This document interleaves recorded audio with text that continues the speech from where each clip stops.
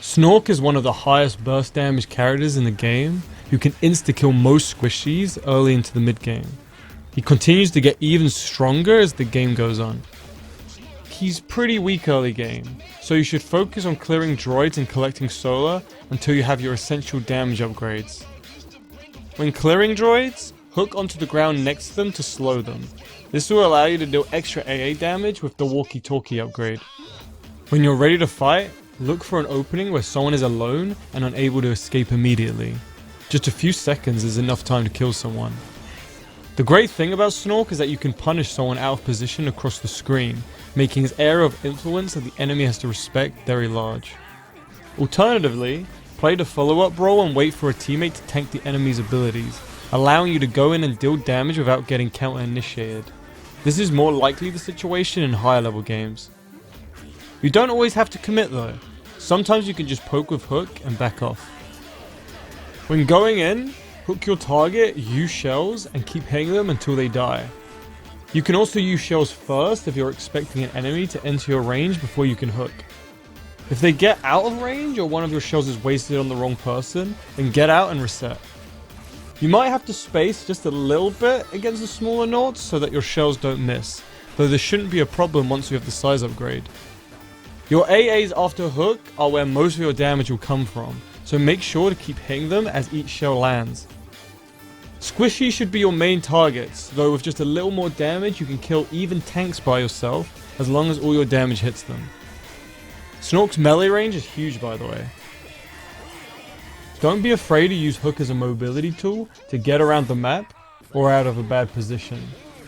With a cooldown of just 6 seconds or even 4 with the upgrade, it has one of the shortest cooldowns in the game and should be up quickly if needed.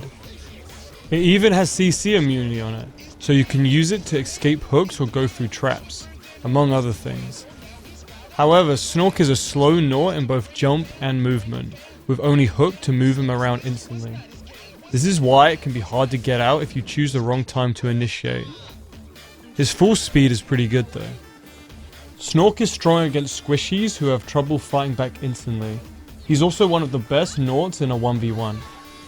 However, he struggles against tanky comps who just soak up his damage, as well as counter initiators like Scree or Isla. Now, unfortunately, Snork is also one of the buggiest characters in the game. Be careful not to use hook and shells at the same time, or your cooldown will be eaten up with no shells to show for it. Hooking someone under our platform will do nothing to them, while also putting you on the platform instead of in front of them. Even if you do everything right, hook will sometimes just decide to do nothing anyway, though this is usually if your target is moving very fast or is very close. It's not all bad though. Snork can essentially double his jump height if you know how to do it. After finishing your first jump, you can actually let go and start jumping again. Just make sure not to tap jump the first one, since that first tap will actually count as your first jump. Okay, now for the build. Usually you'll start with walkie-talkie, since it's one of Snork's best damage upgrades anyway, plus it'll help you with droid clearing during the early game. Next you want to get action gloves and damage on hook. These are Snork's best burst damage upgrades. You probably won't be committing too much during this time, but these upgrades will still help when poking the enemy. Once you have stun on hook, you can start looking for more fights, though it may still be risky depending on the situation, and you may want to farm a little bit more.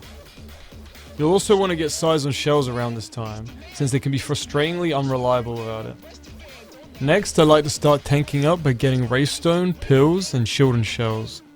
You should have enough damage to kill by now, and this will allow you to take more fights without dying every time. Wraithstone will also allow you to re-engage quickly. At this point I like to get boots, or BKM if they have a lot of CC on the other team. Next is cooldown on hook, since it makes the cooldown just 4 seconds, allowing you to use hook multiple times in a single fight. Lastly, I get damage on AA and shells to finish up the build.